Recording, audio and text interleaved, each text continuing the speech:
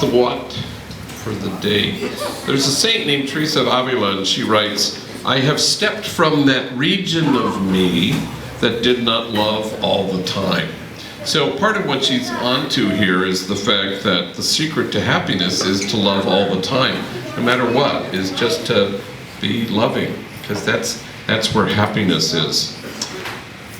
So tomorrow is my mom's funeral, and she was 92 years old and lived a long life.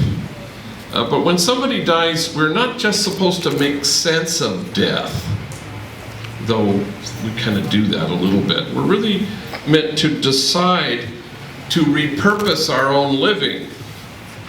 And so my mom was always repurposing her own living in this constant pursuit to find happiness. And she discovered it certainly in loving all the time. She was fearless in this. She experienced love to be so strong a force that it broke every cage for her. Fear, the cage of self-absorption, the cage of being defensive and having to win the argument. She found love to be such a force that it broke all these cages. And she found that when she gave birth to 8 kids, and she was from a family of 3, but her older brother and sister were really quite a bit older, and then there was miscarriage, and then she came. So she always experienced herself a little bit like an only child. So she didn't know anything, she had never babysat, she had never changed a diaper, which is kind of extraordinary. But my dad taught her how to be a mother, because he came from a family of 9, so he knew all that stuff, because he had all these younger brothers, and he knew how to change diapers and all that stuff.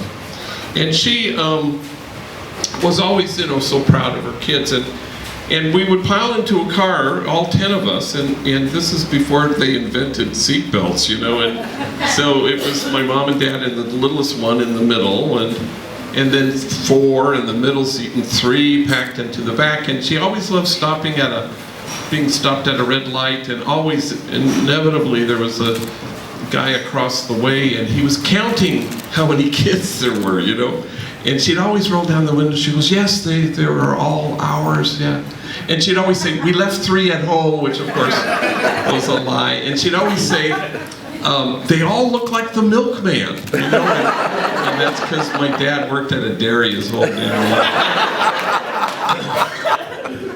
And she knew as she grew in love that where there is love, you will find shelter there. It's so strong a force, you can experience it breaking every damn cage you're in. So today we choose to step from that region of me that doesn't love all the time.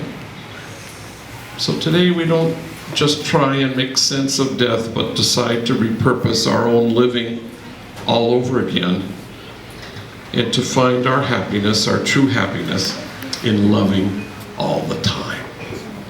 Amen.